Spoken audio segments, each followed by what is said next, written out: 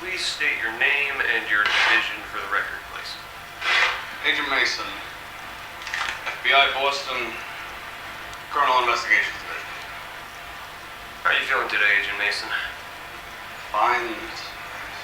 Cut the shit, come on. I don't got all day.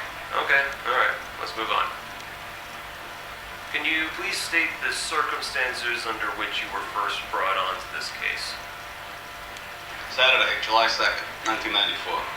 I was in the area, working a task force, chasing down a killer that had fled from the East Coast.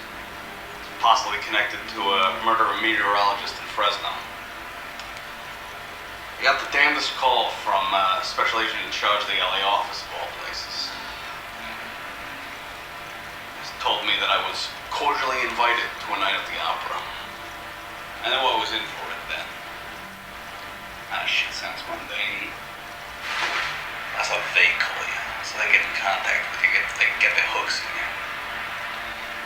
That's how it all starts. Next thing I know, I'm off the Fresno case, and I'm driving to a briefing at some random spook front. And in Modesto, reassigned to a special case. And what is it that they have you do? They have us look into things. Things that can't be easily explained. Things that hurt people. Then we get rid of them. Make it like it was never there. Alright, was this one of those cases? What was this one about? It all started in the morning. Apparently, some kid had been found in Yosemite National Park. I'm not really on missing persons cases all that often.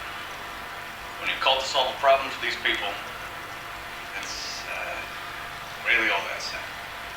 The kid they found was a 6-year-old boy named Brandon McGill. Claimed to be from Topeka, Kansas. Saturday morning, he was found wandering naked in a field by a park ranger near the Herch-Hetchy Reservoir. Nothing too strange about that, yeah? Thing is, the kid they found had been missing for over 30 years.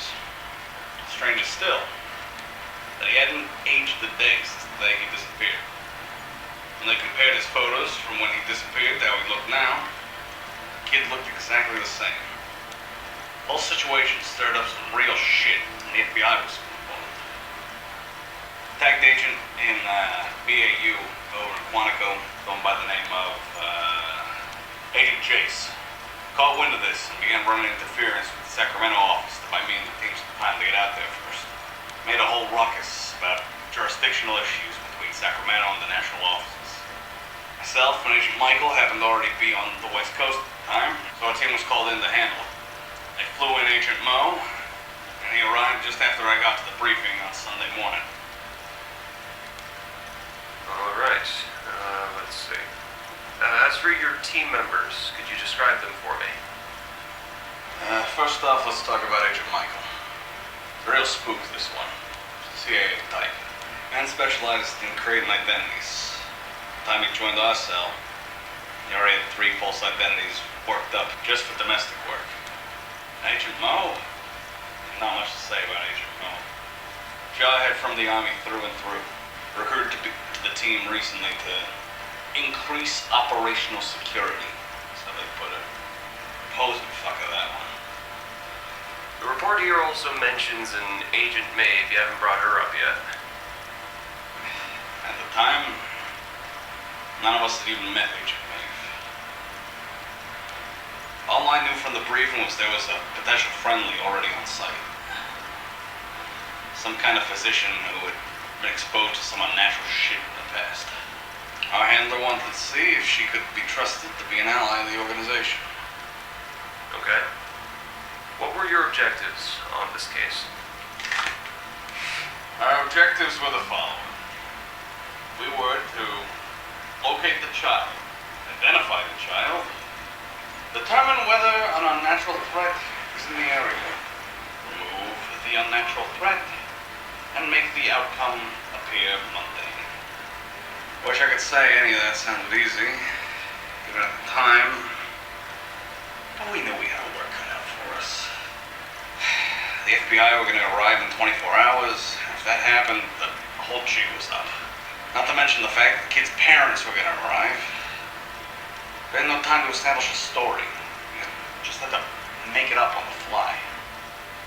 It says here that you arrived at the Hedgy Trailhead Station at about 0800 hours on July 2nd. What happened after you arrived? When we got to the scene, flash storm starts battering the place. We dug into the ranger station that was operational at the time. I meet with Park Ranger Douglas Keener, the guy in charge of the station. Ranger Keener was the one that contacted the FBI to begin with. Agent Michael already had a fake ID as an FBI special agent, so all we had to do was shove Mo into a windbreaker and, well, we had our cover. We told Keener we were here to look into the kid they found. He seemed pretty happy to let us try and clear up the confusion.